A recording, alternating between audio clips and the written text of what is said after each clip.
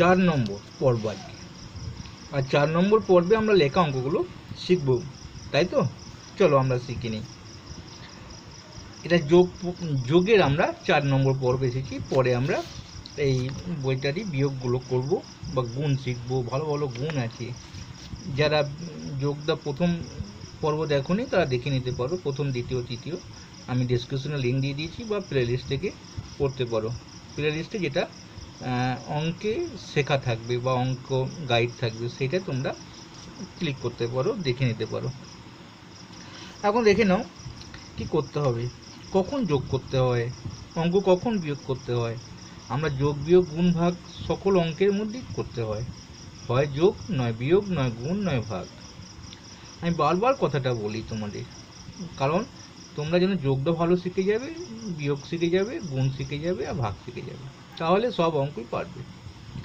এখন দেখো অঙ্কটা বলেছে, একটি আলমারির উপরে তাকে 115টা বই, মাঝের তাকে 210টা বই, নিচের তাকে 155টা বই। তিনটি তাকে মোট কত বই আছে? তাহলে আমাদের তিনটে তাকে কটা বই আছে কি করতে হবে বলো? একটা তাকে কটা আছে, মনে করো একটা তাকে 5টা, আর একটা তাকে 5টা, 6টা, আর একটা তাকে 2টো। তো কটা হলো? 5 আর 6 11, 12 13টা। যোগ করতে হবে, ছোট করে ভেবে নিতে হয় অঙ্ক, দিয়ে কি করতে হয় শিখে নিতে হয়, দিয়ে সেটাকে তাই করতে হয়। সেখানে যখন যোগ করতে হবে, মনে করো এইখানে বাদ দিলাম, এই 11টা বাদ দিলাম, 5 আছে, তাহলে একটা তাকে 5 উপরে থাকে, দ্বিতীয়টাকে মনে করো 0, কিছুই নেই, নিচে তাকেও 5, মোট 10টা হবে না? ছোট করে ভেবে নিতে হয়, সবসময় অঙ্ক ছোট করে ভাবলে ভেবে নিয়ে দেখবে কি করতে হয়, দিয়ে সেটা এখানে করে দেবে। এবার লেখা অঙ্ক একটু লিখতে হবে। কি লিখবে? উপরের তাকে, উপরের তাকে 5টি বই আছে, লেখা অঙ্ক একটু লিখতে হয়। তারপরে মাঝের তাকে, এবার দেখো একবার লিখে ফেললে কি হয়, ময়কা ঝইকার মাঝে তাকেটা ডট ডট দিয়ে দেবে, এরকম এরকম দিয়ে দিলেই হয়ে যাবে। কটা আছে? 210টা বই আছে, বই আছে। আর নিচের তাকে, এখানে লিখবে নিচের তাকে, এটা লেখাই আছে, ডট ডট দিলাম। আর নিচের তাকে আছে 122টি, 1 2 2টি বই আছে, দিয়ে দাগ দেবে, দিয়ে লিখবে মোট। মোট আর কিছু লিখবে না, এখানে এসে 5 আর 2 7 যোগ করে নেবে, 2 আর 1 3 4, 1 3 4, 447টি বই আছে। এখানে আর নিচেতে ডট ডট দেওয়া হয় না, লিখতে হয়, ঠিক আছে? তারপর দেখো একটি বাগানে 122টি জাম গাছ আছে, 84টি আম গাছ আছে, 175টি সুপারি গাছ আছে। তো মোট কতগুলি গাছ আছে যোগ করতে হবে। সেখানে লিখবে 2 এর অঙ্ক,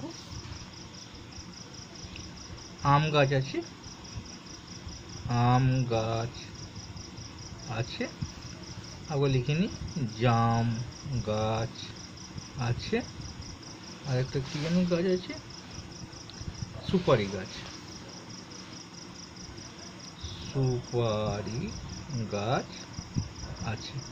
এবার ডান দিকে লিখবো কটা করে, 122টি, 84টি, 175টি, 122টি, 84টি, 175টি। বাঁ 0 দিয়ে দিতে পারো, কোনো অসুবিধা নেই। টি টি এবার যোগ করে দেবে, 5 আর 4 9 10 11, 1 হাতের এলো উপরে 1, 8 হাতে 15, 15 16 17, 1 18, 18 8, আবার 1 গেল, 1 2 3। এখানে লিখবে মোট 81টি গাছ আছে, হয়ে গেছে। তারপর দেখো এটা যোগ করে নেবে, 583 জন পুরুষ একটা গাঁয়ের মধ্যে, আবার 419 জন মহিলা, 384 জন শিশু। তাহলে দেখো মহিলা গ্রামে মনে করো পুরুষ 500, মহিলা 400, 300 শিশু। আমি এই সংখ্যাগুলো বাদ দিচ্ছি বোঝার জন্য। তাহলে মোট কত হলো? 500 400 900 300, এটা যোগ করতে হবে, এটা যোগ করে দেবে। বেশ, এটাকে আমি আর করছি না, আমি বলে দিচ্ছি। তারপরে চলো তারপরে দেখো তোমাদের স্কুলে প্রথম শ্রেণীতে 115 জন, দ্বিতীয় শ্রেণীতে এতজন, তৃতীয় শ্রেণীতে 80 জন, চতুর্থ শ্রেণীতে 75 জন। তো এতগুলো শ্রেণী দিয়ে মোট কত হলে এটা যোগ করতে হবে।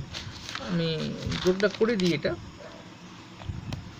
দেখো কত কত আছে, লিখবে একটা। প্রথম শ্রেণীতে, হ্যাঁ এগুলো লেখা অঙ্ক তো লিখতে হয়। প্রথম শ্রেণীতে কতজন দেখছি, প্রথম শ্রেণীতে 115 জন,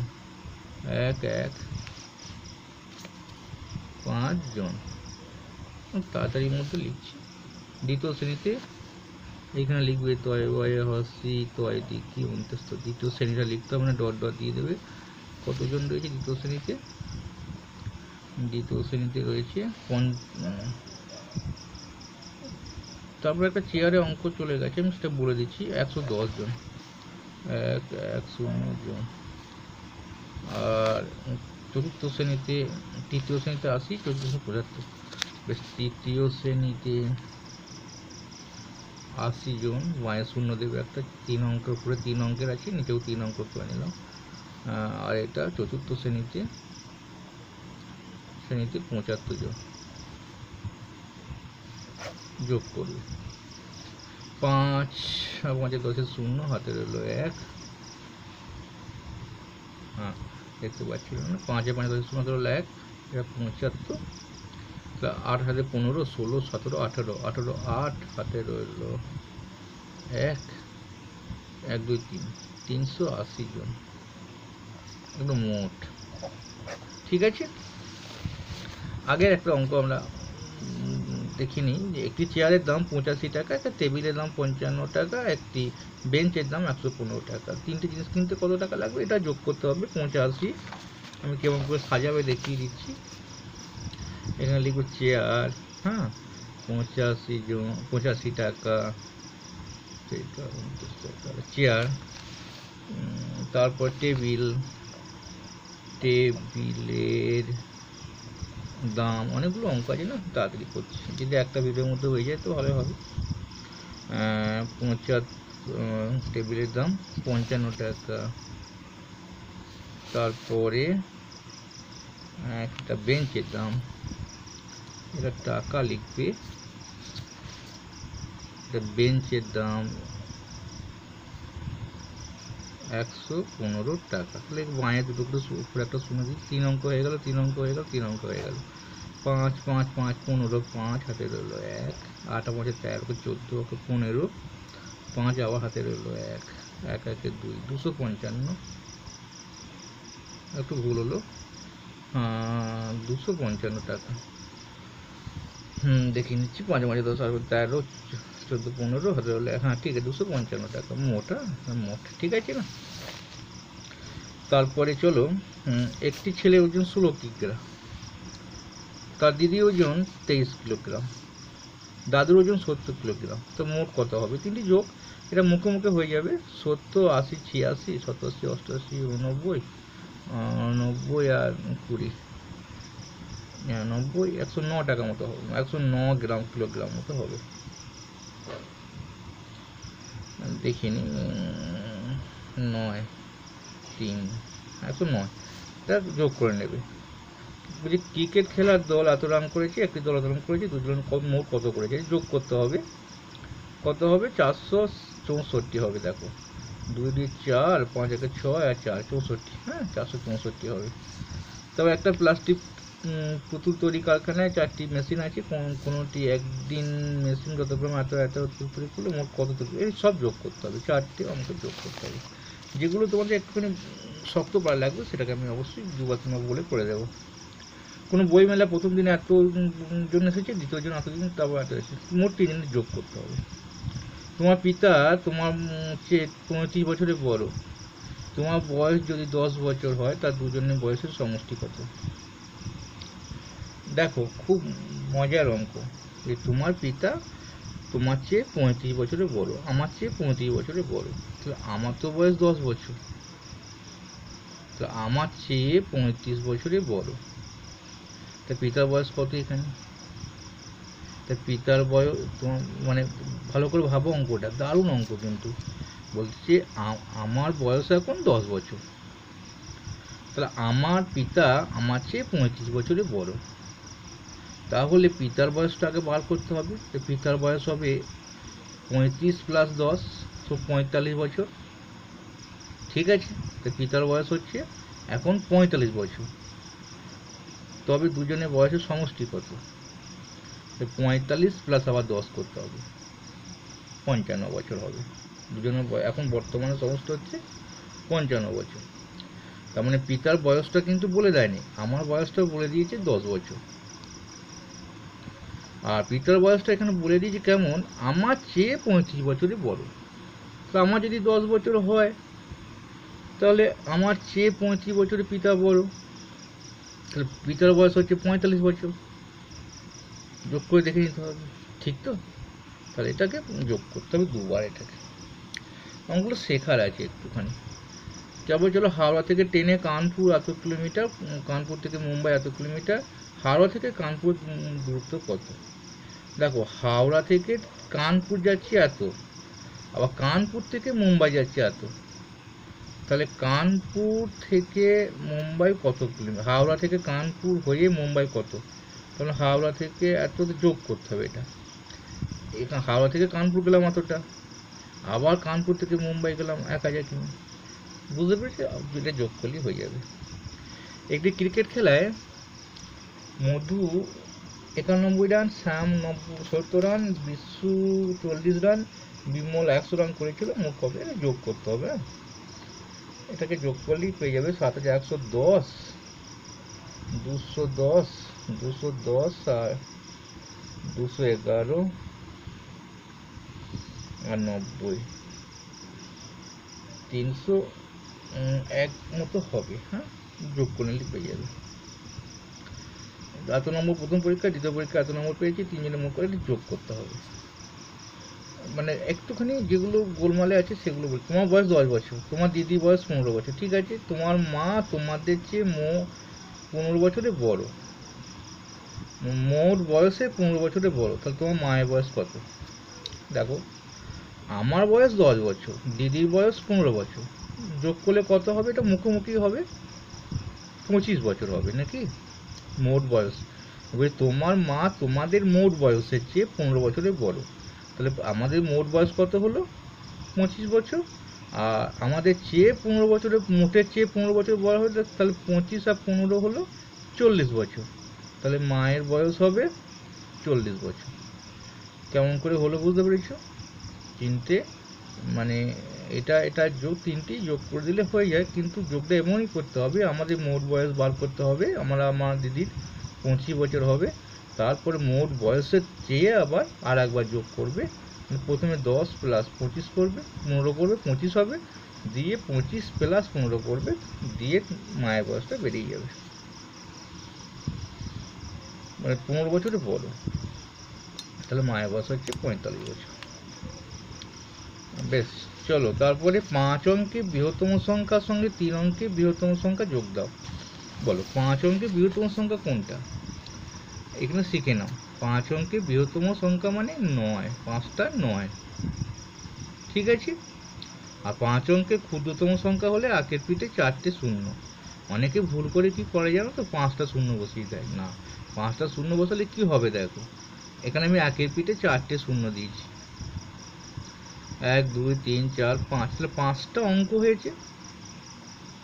এটাও আমার কটা অঙ্ক হয়েছে? 1 2 3 4 5, 5টা অঙ্ক হয়েছে। তাহলে এক অঙ্কের সবচেয়ে বড় সংখ্যা হচ্ছে 1, ছোট সংখ্যা 1 আর বড় সংখ্যা 9, এটা এক অঙ্ক। এটা এবার 2 অঙ্কের দেখো, 2 অঙ্কের 10 হবে, সবচেয়ে বড় ছোট সংখ্যা আর বড় সংখ্যা হবে 99, 2 অঙ্কের দুটো 9 হবে। বড় মানে কটা 9, ছোট মানে একটা কম, শূন্যটা কম। বুঝতে পেরেছো? যদি 6 অঙ্কের হতো, তাহলে 6 অঙ্কের ক্ষুদ্রতম সংখ্যা একের পিঠে 5টা শূন্য দিতে হবে, তবে তো আমার 1টা 2টো 3টে 4টে 5টা 6টা অঙ্ক হবে, হবে তো? আর 6টা 9 কিন্তু তখন বড় অঙ্কে হয়ে যাবে। এখানে কোনো কমের সিন নেই, শূন্যর মতো কমের কোনো সিন নেই, একদম এটাই হচ্ছে। এবার বলেছে যে এই 3 অঙ্কের বৃহত্তম সংখ্যা যোগ করো। বলছি 5 অঙ্কের বৃহত্তম সংখ্যা, 3 অঙ্কের বৃহত্তম সংখ্যা, 5 অঙ্কের বৃহত্তম সংখ্যা, 3 অঙ্কের বৃহত্তম সংখ্যা। বাবা, চলো আমরা করে ফেলি। 5 অঙ্কের বৃহত্তম সংখ্যার সমান 5টা 9, বড় যোগ এটা। এবার 3 অঙ্কের বৃহত্তম সংখ্যা 3টে 9, বাঁয়ে 0 দিয়ে 5টা করে নেবে। 9 9 18, 8, 9 2 18 হয়, 9 9 18 হয়। আবার 9 9 18 হাতে 1 ছিল, কিন্তু 19-এর 9 এলো। ঠিক আছে, তাহলে 19-এ 9 9 18 টাকা 19-এর 9 বসলো, হাতে রইলো আবার 1, এটা কেটে দেবো। আবার 9 9 18 টাকা 19-এর 9, হাতে রইলো 1, এটা কেটে দেবো। 9 1 10 0, আবার হাতে 1 গেল, 9 1 10 10ই বসে গেল। তা কত হলো? 1 0 0 9 9 8। এটা কিন্তু 5 অঙ্কের বৃহত্তম সঙ্গে 3 অঙ্কের বৃহত্তম সংখ্যা যোগ করলাম। বেশ, তারপরে তোমার 30 টাকা আছে, তা থেকে তোমার দাদার কাছ থেকে 10 টাকা বেশি আছে। তোমার দাদার কাছে তোমার থেকে 10 টাকা বেশি আছে। তার দাদার কাছে কত আছে? 40 টাকা আছে। বুঝতে পেরেছো? এখানে লিখবে আমার কাছে আছে 30 টাকা, আমার কাছে আছে 30 টাকা। তা দাদার কাছে আছে কত হবে? 30 প্লাস 10 সমান 40 টাকা। দাদার কাছে তো সেটাই আছে নাকি? আমার থেকে 10 টাকা বেশি আছে। তোমার দিদি কাছে তোমাদের দুজনের চেয়ে 5 টাকা বেশি আছে। তাহলে দিদির কাছে আছে আমাদের দুজনের কত টাকা হলো? দুজনের আমার কাছে আছে 30 টাকা, দাদার কাছে আছে, খুব ভালো অঙ্ক দেখো, আমার কাছে আছে 30 টাকা, দাদার কাছে আছে 40 টাকা। তাহলে মোট কত হলো? 30 প্লাস 40 সমান 70। তা দিদির কাছে আবার কত আছে? আমাদের তো দুজনের মোট 70 টাকা আছে। তোমার দিদির কাছে দুজনের টাকার চেয়ে 5 টাকা বেশি আছে। দুজনের টাকার চেয়ে 70 টাকার চেয়ে 5 টাকা বেশি আছে। তার মানে দিদির কাছে আছে 70 প্লাস 5 সমান 75 টাকা। দুজনের টাকার চেয়ে 5 টাকা বেশি আছে না? তার দিদি তাহলে কত হলো? 75 টাকা। এবার 3 জনের কাছে মোট কত টাকা আছে? 3 জনের কাছে মোট হচ্ছে 30 প্লাস, এটা ভাইয়ের কাছে 40 প্লাস দিদি 75, যোগ করবো 5,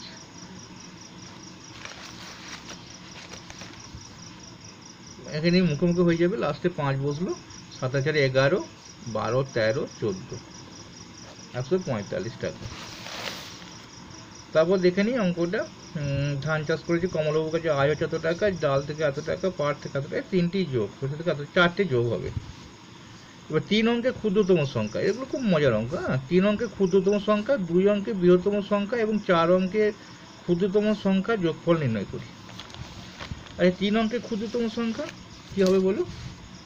হ্যাঁ, 1-এর পিঠে 2টো শূন্য, তো 3টে অঙ্ক হয়ে গেল ক্ষুদ্রতম। তো তারপর বলেছে 2 অঙ্কের বৃহত্তম সংখ্যা, তারপরে 2 অঙ্কের বৃহত্তম সংখ্যা এখানে লিখবে 3 অঙ্কের ক্ষুদ্রতম সংখ্যাটা লিখে নেবে। আমি এটা একটু লাস্ট অঙ্কটা ভালো করে করে দিই। চলো, তো লেখাগুলো একটু মিস্টেক হয়ে যায় না, তাড়াতাড়ি করতে যাই। একটা বেশ লিখবে 3 অঙ্কের ক্ষুদ্রতম সংখ্যা সমান 1-এর পিঠে 2টো শূন্য। তো 3 অঙ্কের ক্ষুদ্রতম সংখ্যা হলো, তারপরে লিখবে কি? লিখবে 2 অঙ্কের বৃহত্তম সংখ্যা, 2 অঙ্কের বলে দিচ্ছি, মুখে বলে দিচ্ছি, বৃহত্তম সংখ্যা। তোমরা ভালো করে লিখলেই হবে। কত হবে 2 অঙ্কের বৃহত্তম সংখ্যা? স্যার 2টো 9 হবে। 2টো 9 যোগ না, বাঁ একটা শূন্য দিয়ে দিই। 3টে অঙ্ক হয়ে গেলে 1 2 3 1 2 3, তাহলে অঙ্কটা যোগে ভুল হয় না। তারপর বলেছে 4 অঙ্কের ক্ষুদ্রতম সংখ্যা, আবার লিখবে 4 অঙ্কের ক্ষুদ্রতম সংখ্যা। তাহলে 1-এর পিঠে 3টে শূন্য, তাহলে আমাকে আর একটা উপরে শূন্য দিতে হবে, উপরে আর একটা বাঁয়ে শূন্য, একটা দুটো তিনটে চারটে অঙ্ক হয়ে গেল, একটা দুটো তিনটে চারটে অঙ্ক হয়ে গেল, এটা একটা দুটো চারটে, যেহেতু সবচেয়ে বড় 4 অঙ্ক না। এবার যোগ করে দিই, 9 বসিয়ে দিলাম, এখানটা 9 বসিয়ে দিলাম, এখানটা 1 চলে এলো, 1 চলে এলো, 1 1 9 9, অর্থাৎ 1199। ঠিক আছে, তাহলে আমরা তিনটে সংখ্যা যোগ করে শিখে গেলাম। এবং সবচেয়ে ভালো জিনিস যেটা শিখলাম, যোগ ছাড়াও ক্ষুদ্রতম সংখ্যা 3 অঙ্কের, 4 অঙ্কের, বৃহত্তম সংখ্যা 3 অঙ্কের, 4 অঙ্কের, এটা শিখে গেলাম। আবার দেখা হবে তোমাদের বিয়োগ পর্বে। এই বইটা তোমাদের আস্তে আস্তে সমস্ত যোগ বিয়োগগুলো শিখিয়ে দেবো। তাহলে তোমরা আরও ভালো ভালো শিখে যাবে। ভালো লাগলে অবশ্যই লাইক করবে।